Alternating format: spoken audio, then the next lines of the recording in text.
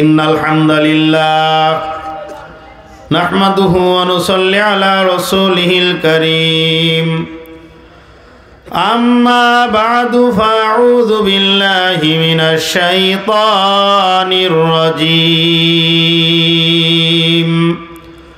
বিসমিল্লাহির রহমানির রহিম ইয়া আইয়ুহাল্লাযীনা আমানু দুখুলু ফিস-সিলমি কাফফা ওয়ালা তাত্তাবিউ খুতুওয়াতিশ শাইতান ইন্নাহু লাকুম আদুউম মুবিন وقال محمد رسول الله صلى الله عليه وسلم المسلم من سلم المسلمون من لسانه ويده أو كما قال عليه الصلاة والسلام سبحانك لا علم لنا إلا ما علمتنا إنك أنت العليم الحكيم رب اشرح لي صدري ويسر لي أمري واحلل عقدة من لساني يفقه قولي اللهم أرنا الحق حقا وارزقنا اتباعه وأرنا الباطل باطلا وارزقنا اجتنابه সকলে বলি আমিন। নামাজের মধ্যে যে দুরূদ শরীফ পড়তে হয় একটু পড়ে নি, আল্লাহ পাকের রহমত 10 গুণ বেড়ে যাবে। আল্লাহুম্মা সাল্লি আলা মুহাম্মাদিন ওয়া আলা আলি মুহাম্মাদ কামা সাল্লাইতা আলা ইব্রাহিম ওয়া আলা আলি ইব্রাহিম ইন্নাকা হামিদুম মাজিদ। আল্লাহুম্মা বারিক আলা মুহাম্মাদিন ওয়া আলা আলি মুহাম্মাদ কামা বারাকতা আলা ইব্রাহিম ওয়া আলা আলি ইব্রাহিম ইন্নাকা হামিদুম মাজিদ। আল্লাহ পাক রব্বুল আলামিনের বান্দা জনাবে মুহাম্মদ রাসূলুল্লাহ সাল্লাল্লাহু আলাইহি ওয়াসাল্লামের উম্মতগণ, মহান আল্লাহ পাক রব্বুল আলামিনের দরবারে লাখো কোটি শুকরিয়া যে আল্লাহ পাক রব্বুল আলামিন আপনাকে আমাকে দুনিয়ার সমস্ত কাজকর্ম থেকে অবসর দিয়ে, যে আল্লাহ সুবহানাহু ওয়া তাআলা অত্যন্ত দয়া করে মায়া করে মেহেরবানি করে সেই মাগরিবের পর থেকে নিয়ে পর্যন্ত রসুল আকরাম সাল্লাল্লাহু আলাইহি ওয়াসাল্লামের পবিত্র জবান, নিঃসৃত জবানের বাণী অনুযায়ী এই জান্নাতের বাগিচায় আল্লাহ কবুল করেছেন। অন্তরস্থল থেকে কালিমাতুর শুকর আদায় করে আলহামদুলিল্লাহ। কোরআনে হাকিমের সূরাতুল বাকারার 208 নম্বর আয়াতে কারিমা আমি আপনাদের খেদমতে তেলাওয়াত করেছি।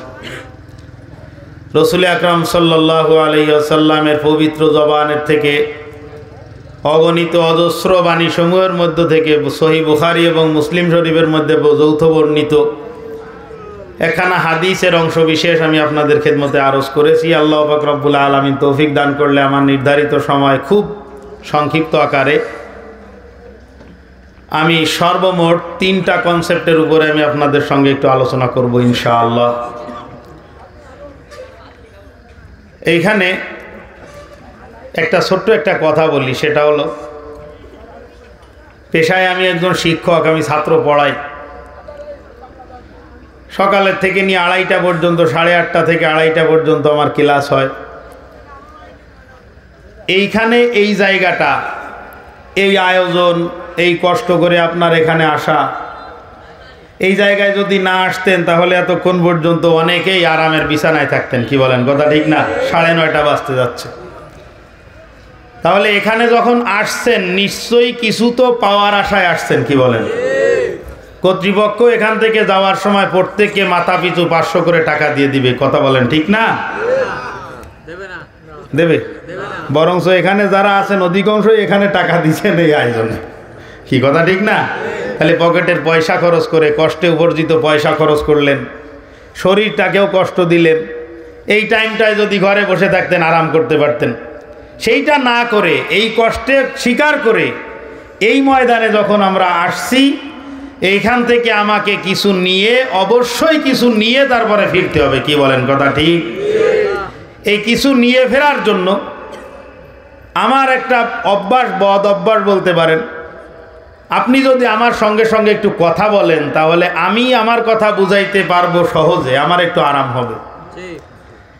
মানুষ দৌড়ায় পাও দিয়ে না হাত দিয়ে? যারা চুপ করে আছে এরা মনে হয় হাত দিয়ে দৌড়ায়। কি দিয়ে দৌড়ায়? পাও দিয়ে দৌড়ায়। এখন একটা লোক,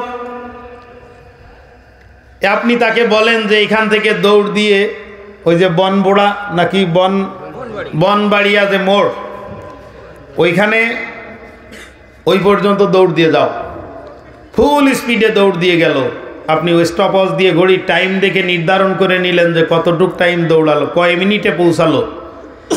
ওই মাথায় পৌঁছানোর পরে যদি ওর হাত দুইটা পিছমোড়া করে এরকম করে বেঁধে দিয়ে বলেন দৌড়াও, আবার এই মাহফিলের জায়গায় চলে আসো, দৌড়ের স্পিড আগের থেকে বেশি হবে না কম হবে? আপনি তো বললেন পাও দিয়ে দৌড়ায়। হাত বেঁধে দেওয়ার কথা বলেছি ভাই, পা বেঁধে দেওয়ার কথা বলি নাই কিন্তু।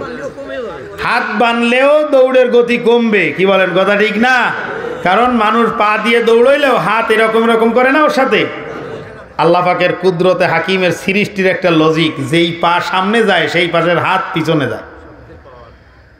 যেই পা ডাইন পা যদি সামনে যায় ডাইন হাত পিছনে যাবে, বাম পা যদি সামনে যায় বাম হাত পিছনে যাবে। মানে যেই পা সামনে থাকবে ওই হাত পিছনে থাকবে। তার মানে হলো পাও দৌড়ায় আর হাত ওকে সাপোর্ট দেয়, তুমি দৌড়াও আমি আছি। আমি কষ্ট করে এত দূর পর্যন্ত যখন আসছি অবশ্যই আমি পায়ের ভূমিকা পালন করব ইনশাআল্লাহ। আপনার কাছে আমি হাতের ভূমিকাটা দাবি করতেছি, পারবেন তো ইনশাআল্লাহ? আমি এখনো 2-1 আল্লাহর বান্দার মুখ খুলাইতে পারিনি। চেয়ারম্যান সাহেব 20,000 টাকা দিচ্ছে, তারপরেও 3 জনে আলহামদুলিল্লাহ বলিনি। হ্যাঁ, আমি উঁচু জায়গায় বসা না, সবাই চেহারা তো আমার দিকে, আমি সবাই চেহারার দিকে দেখতেছি যে 20,000 টাকা মসজিদে দান করলো। আল্লাহর ঘর মানে আমার ঘর, আমার আল্লাহর ঘর মানে আমার ঘর। মসজিদ আমি মুসলমান হিসাবে, পৃথিবীতে যত মসজিদ আছে সমস্ত মসজিদ আমার আল্লাহর ঘর, কি বলেন কথা ঠিক না? আর আমি মুসলমান হিসাবে ওটা আমারও ঘর। তাহলে সেই জায়গার উন্নতির কথা শুনলে তো খুশি লাগার কথা। ভাই আপনি যিনি বলেননি মনে মনে আস্তে আস্তে পরে বলে নিয়েন ভাই। যাই হোক, আমি যে কথা বলতেছিলাম, কোরআনে হাকিমের এই আয়াতের মধ্যে আল্লাহ পাক রব্বুল আলামিন আমাদেরকে একটা দাওয়াত দিচ্ছেন।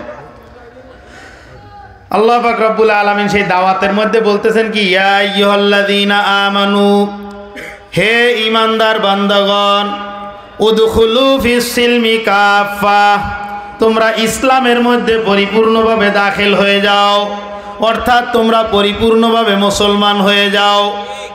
হিসাবটা হলো আল্লাহ বলতেছেন যে হে ঈমানদার বান্দাগণ, কাফের মুশরিকদেরকে বলা হয় নাই, ঈমানদারদেরকে, মুমিনদেরকে বলা হচ্ছে, হো মুমিনরা তোমরা পরিপূর্ণ মুসলমান হয়ে যাও। এর দ্বারা একটা বিষয় পরিষ্কার হয়, সেটা হলো শুধুমাত্র ঈমানদার হওয়াকেই মুসলমান হওয়া বলে না। যদি ঈমানদার হইলেই মুসলমান হওয়া যেত তাহলে আল্লাহ পাক ঈমানদারদেরকে লক্ষ্য করে ইসলামের মধ্যে পূর্ণাঙ্গভাবে শামিল হইতে বলতেন না।